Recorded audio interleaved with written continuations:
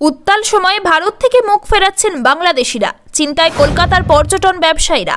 প্রায় 2 মাস ধরে বাংলাদেশে চলা আন্দোলনের জেরে ট্রাভেল ও হোটেল ব্যবসা জোর ধাক্কা খেয়েছে। একের পর এক বাসের বুকিং বাতিল করতে হয়েছে। হাসিনা সরকারের পতনের পর ভারত বাংলাদেশের সীমান্তগুলি সিল করা হয়েছে, বাতিল হয়েছে উড়ান। নিউ মার্কেট এলাকায় হোটেল ও ট্যুর ট্রাভেল ব্যবসায়ীদের কপালে চিন্তার ভাঁজ আরও বাড়ছে। বাস ও উড়ানের অগ্রিম টিকিটের টাকা চেয়ে একের পর এক ফোন আসছে ট্রাভেল এজেন্সিগুলির কাছে। সারা বছরই বাংলাদেশ থেকে প্রচুর নাগরিক ভারতে আসেন, অধিকাংশ আসেন চিকিৎসা করাতে, বাকি ব্যবসা সংক্রান্ত কাজে ও ভ্রমণের জন্য। বাংলাদেশিরা এই দেশে এলে তাদের ঠিকানা হয়ে ওঠে নিউ মার্কেট এলাকার সদর স্ট্রিট, মার্কুইস স্ট্রিট।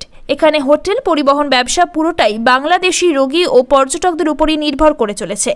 হঠাৎ করে বাংলাদেশে পরিস্থিতি উত্তাল হয়ে ওঠা ও হাসিনা সরকারের পদত্যাগের আঁচ এসে পড়েছে মার্কুইস স্ট্রিট, সদর স্ট্রিটে।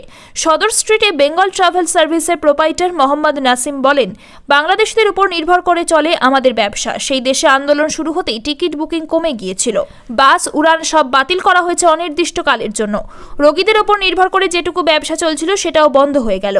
মার্কুইস স্ট্রিটের শ্যামলী পরিবহনের শাখায় বসেছিলেন কর্মচারী সুব্রত। তিনি বলেন, ওপারে পরিস্থিতি জটিল হতেই বাসের বুকিং বাতিল করতে হয়েছিল। হাসিনা সরকারের ইস্তফার পর ভেবেছিলাম পরিস্থিতি শান্ত হয়ে যাবে, পুনরায় স্বাভাবিক পরিষেবা দেওয়া যাবে, কিন্তু এখন বর্ডার বন্ধ করে দেওয়া হয়েছে। বুকিংয়ের টাকা ফেরত চেয়ে যাত্রীদের ফোন সামলাতে হিমশিম খেতে হচ্ছে।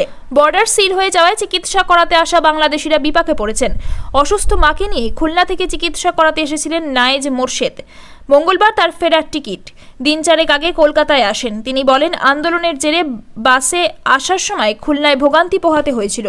অনেক কষ্ট করে কলকাতায় পৌঁছায়। মঙ্গলবার ফেরার টিকিট ছিল, এখন শুনছি সীমান্ত সিল করে দেওয়া হয়েছে।